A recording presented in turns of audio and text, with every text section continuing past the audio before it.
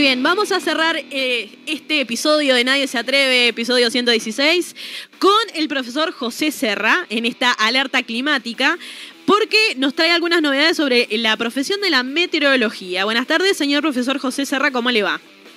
Muy buenas tardes, un saludo para ti y para toda la audiencia. Han pasado muchas cosas en esta semana, hemos tenido hasta terremoto, o sea que el Uruguay no nos deja de sorprender, pero ni un poquito. Y me imagino que la ciencia quedó un poco ahí como, bueno, ¿qué pasó?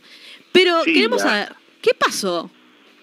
Bueno, tuvimos, como bien tú dices, una semana muy dinámica, inestabilidad en altura, inestabilidad en superficie, depresiones atmosféricas, precipitaciones, algunas tormentas en la región noreste del país, en Aceguá, con fuertes vientos que provocaron la voladura de techos y hubo alguien lastimado también, árboles caídos, etcétera. Pero subió moderadamente, la cota del embalse de Paso Severino, moderado, un alivio, y concomitantemente con ello, si faltara poco, tuvimos un temblor a 15 kilómetros de la costa del departamento de Canelones, sobre Atlántida prácticamente.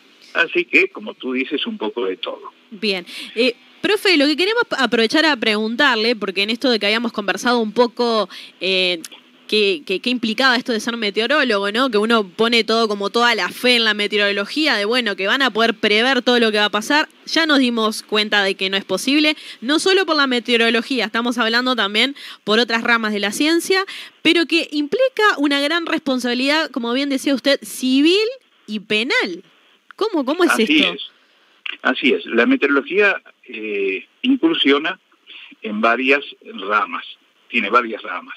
Lo que es la meteorología aplicada, la meteorología dinámica, que se basa no solamente en la parte sinóptica, es decir, el pronóstico del tiempo, sino también en la agrometeorología, la meteorología marina, aeronáutica, climatología, biometeorología, es decir, hay una cantidad de ramas, pero imagínense ustedes que también el observador meteorológico, el meteorólogo, el predictor, el licenciado, el máster, el doctor, tienen cierta responsabilidad. En la parte civil, lógicamente que tienen que informar cuál es la situación atmosférica en caso de la pérdida, por ejemplo, de una carga de granos, y en la parte de seguros y en la parte penal también la información tiene que ser fidedigna. Hay una responsabilidad, es decir, yo no puedo informar en el caso de un accidente, por ejemplo, que el pavimento estaba mojado cuando no lo estaba, cuando estaba cielo cubierto, cuando no lo estaba. Es decir, hay una cantidad de elementos que el observador tiene que ser muy fiel a su profesión. Es decir, el observador certifica que los datos que él observa son exactos, son fidedignos, lo más óptimos posibles, para que el día de mañana, en caso de haber un accidente de tránsito o un accidente aeronáutico, nos valgamos de esa información de un técnico, de un profesional en la observación, para emitir un veredicto. Es decir, la palabra muchas veces, el informe de un observador meteorológico, es decisivo para que el juez determine si hay culpabilidad o no. Entonces, todo puede ser atenuante cuando hay un accidente aeronáutico. Una de las primeras cosas que se hace es ver el estado del tiempo. ¿Quién lo emite? Se emite desde una estación meteorológica en superficie que está a cargo de observadores que observan, registran, codifican y transmiten ese dato a una oficina central. Profe, ¿qué pasa cuando los datos que ustedes emiten no coinciden después con lo que efectivamente sucede a nivel climático? Porque ha pasado que se ha anunciado que, en tal lugar va a llover, se va a presentar determinada situación y después no ocurre. ¿Qué pasa con eso? Bueno, mejor dicho, podríamos decir que muchas veces hay técnicos, hay meteorólogos que se basan en los modelos meteorológicos, pero los modelos meteorológicos fallan.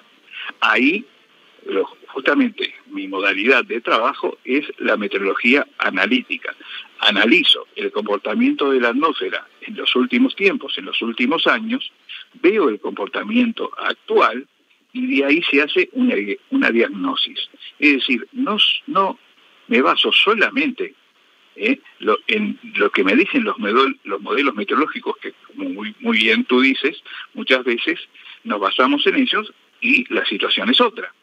Y tengamos, a modo de ejemplo, lo que sucedió cuando teníamos la triple niña, que año a año decíamos, ahora el niño viene. Y ¿por qué? Porque el modelo meteorológico indicaba que el fenómeno del niño iba a venir inmediatamente. Y así pasaron 3 años y lo que nos indicaban los modelos meteorológicos, los modelos matemáticos, no coincidían con la realidad. Y eso también sucede muchas veces en los pronósticos.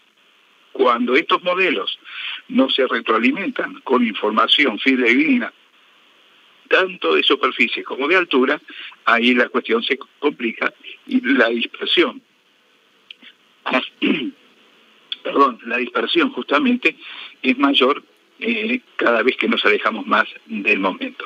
Así que yo siempre sugiero y trabajo con el método analítico, es decir, el análisis de la situación, haciendo los ploteos necesarios, viendo lo que pasa en la vertical, no solamente en la horizontal, es decir, en los perfiles altos de la atmósfera, sino también en superficie. Ayudado también, por supuesto, por las imágenes satelitales de los satélites geoestacionarios, que se encuentran justamente a una distancia de 36.000 kilómetros de la superficie de la Tierra.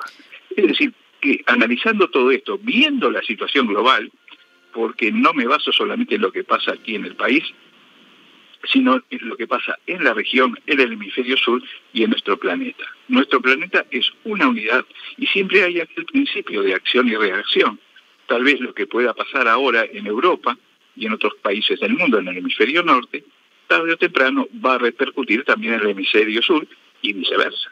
Sí, estuvimos hablando de eso al comienzo del programa un poco también, en esto de que uno no le da cierta importancia a la cuestión climática hasta que las cosas suceden efectivamente como estamos viviendo hoy. Profe, tenemos que ir cerrando la nota porque ya estamos finalizando el programa. ¿Alguna información que quiera adelantar para lo que es la semana acá en Montevideo? Bueno, hay que abrigarse bien a partir de ahora. Ya mañana domingo las temperaturas vuelven a descender y entiendo, de acuerdo a mi modo de ver y entender, que desde mañana domingo hasta el miércoles vamos a tener bajas temperaturas, bajas sensaciones térmicas y para mí es una nueva ola de frío polar que va a conllevar a temperaturas que estén debajo de los umbrales esperados para dicho periodo. No hay una división, no hay unos valores exactos para definir lo que es una ola de frío o una ola de calor, pero sí les puedo adelantar que las temperaturas que vamos a tener están por debajo de los umbrales esperados para este periodo, a pesar de que estamos en invierno. Muy bien, José Serra, meteorólogo, muchísimas gracias por haber estado en esta columna de alerta climática. Nos volvemos a encontrar dentro de 15 días. Como bien dijo, hay que abrigarse porque se viene una ola de frío. Así que bueno, nos estaremos encontrando a ver qué está pasando a nivel climático en las próximas semanas. Y ustedes que estuvieron del otro lado, muchísimas gracias por habernos acompañado. Nos volvemos a reencontrar el próximo sábado. Esperemos que nuestro horario habitual a las 13 horas. Gracias a toda la gente que nos dejó mensajes a través de la transmisión en vivo en el canal de YouTube, como Gonzalo Gabriel, Daniel, Mariela Volpe, Jorge, Miriam y todos los demás. Nos reencontramos el próximo fin de semana.